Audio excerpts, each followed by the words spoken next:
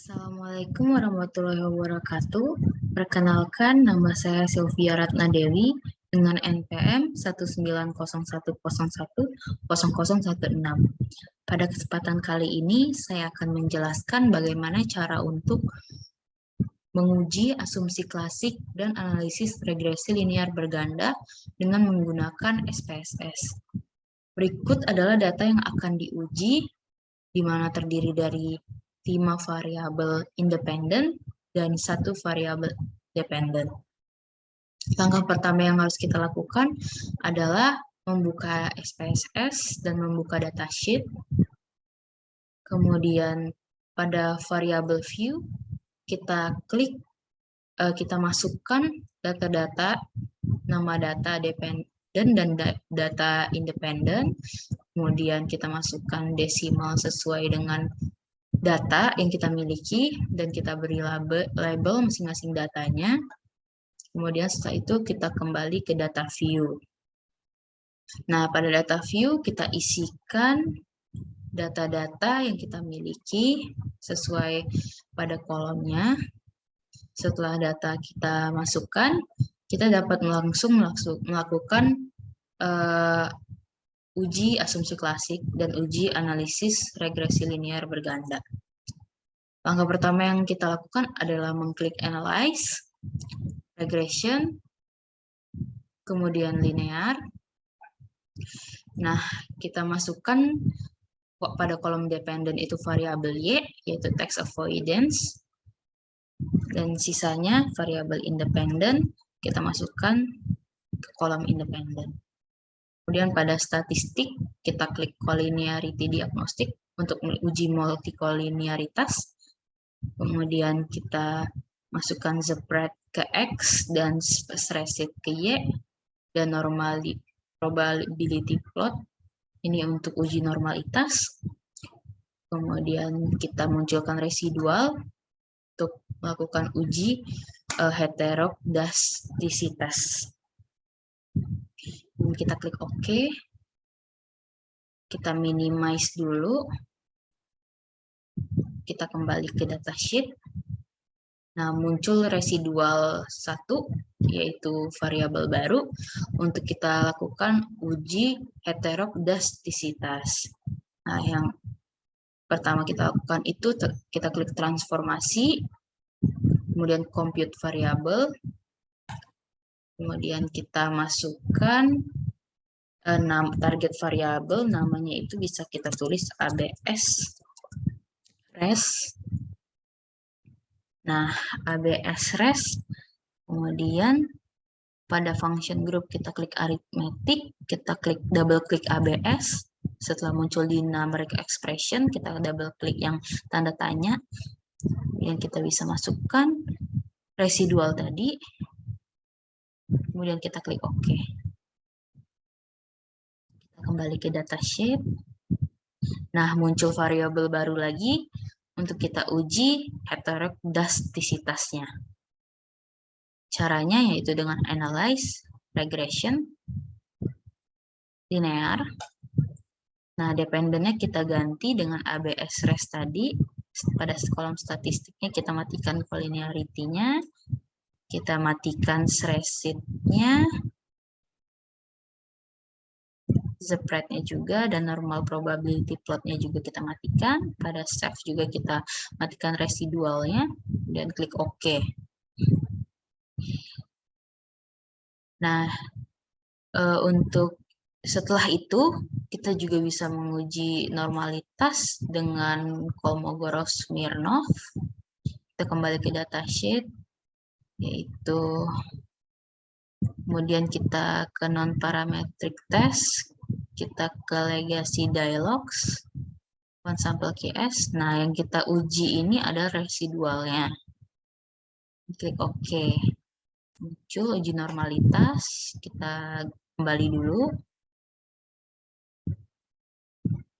Kemudian kita lakukan uji analisis regresi linear berganda dengan cara regression, linear. Kemudian kita kembalikan variabel dependent ABS tadi menjadi tax avoidance lagi, kemudian kita klik OK.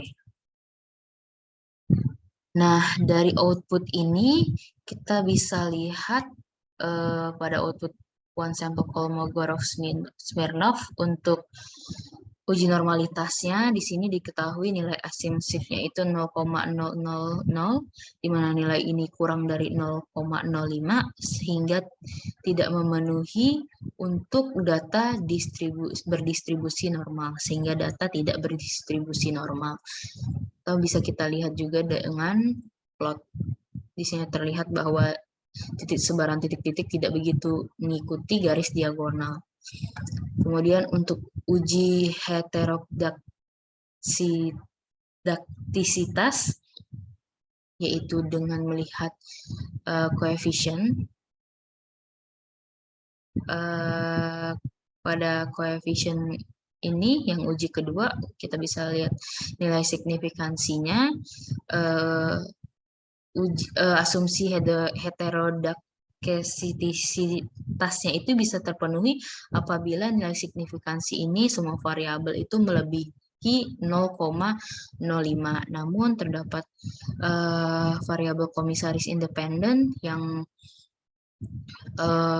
nilainya kurang dari 0,05 sehingga asumsi heterodaktisisitas ini tidak terpenuhi.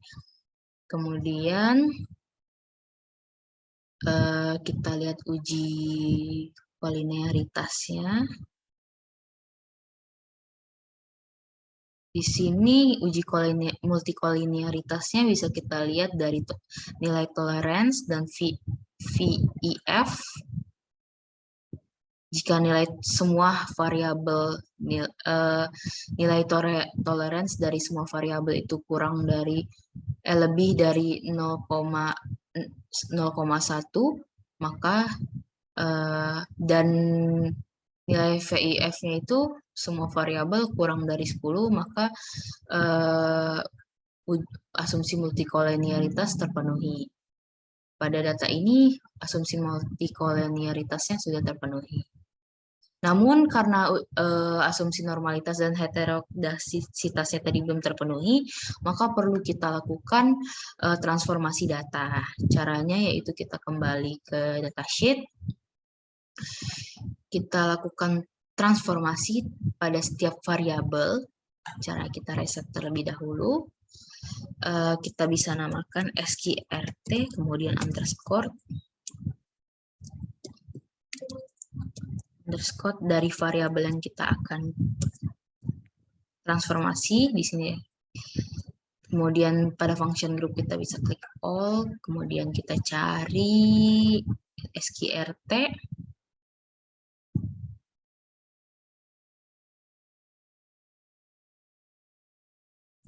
Nah, kemudian pada tanda tanya kita double klik. Kita masukkan X1, kita klik OK.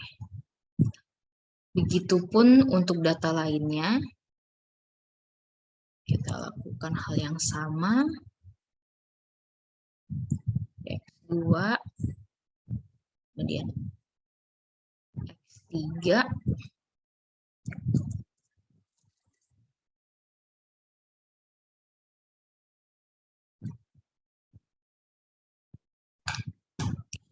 Kemudian kita transformasikan X4.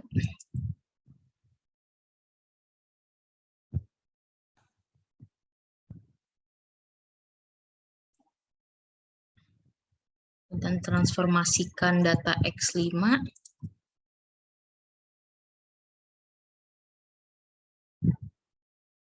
Kemudian yang terakhir kita transformasikan data Y. Itu data dependennya.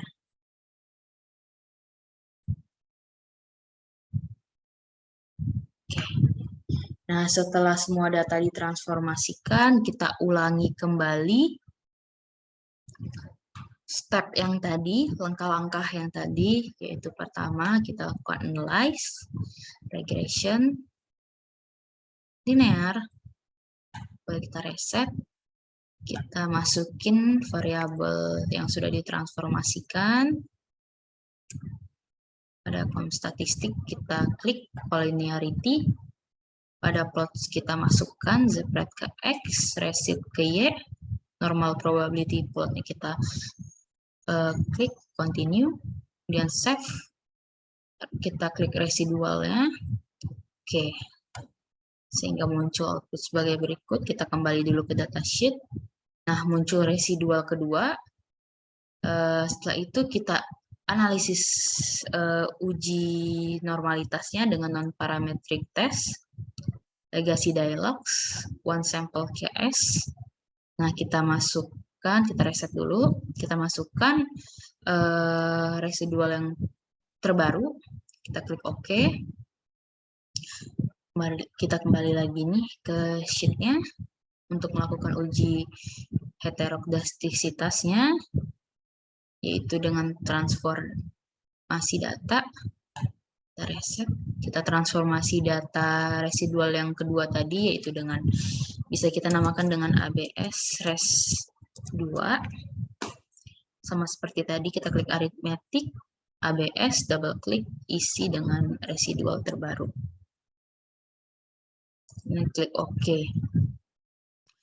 Nah, setelah itu kita kembali lagi, muncul ABS res 2, baru kita uji lagi dengan regresi